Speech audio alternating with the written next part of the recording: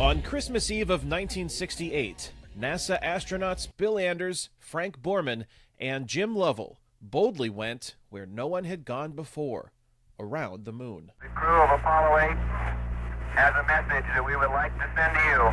Apollo 8 was originally a mission designed to test the command and lunar modules while orbiting the Earth. But Cold War heat launched Lovell and his colleagues further. We had intelligence information that the Russians were going to put a man or two men just circumnavigate the moon and come back.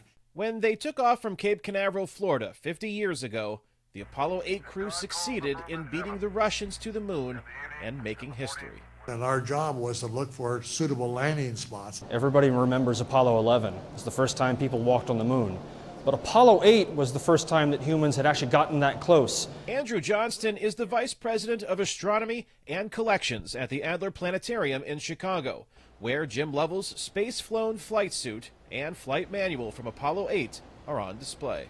Well, the Apollo 8 mission was a landmark in human exploration. It was the first time humans had ever left the close vicinity of the Earth, and the first time human eyes had ever seen the far side of the moon. But Johnston says the most important discovery wasn't found at Apollo 8's destination, orbiting the moon.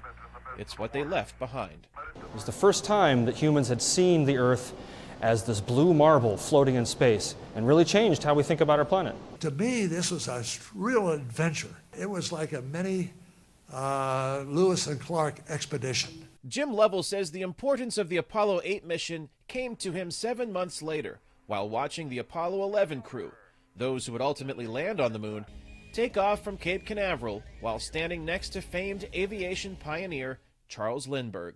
But he says it was Apollo 8. It was the real deal.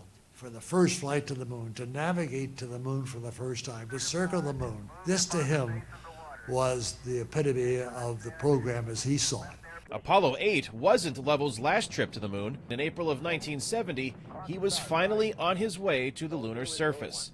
But instead of landing, a catastrophic accident forced the crew to slingshot the moon in a desperate attempt to return back to Earth in a crippled spacecraft. Houston, we've had a problem. Today, Apollo 13 is remembered as NASA's successful failure.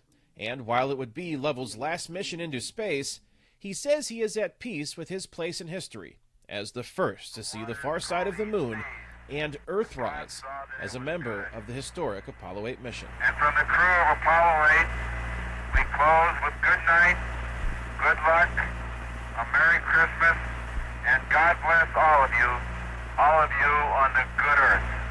Kane Fairbaugh, VOA News, Chicago, Illinois.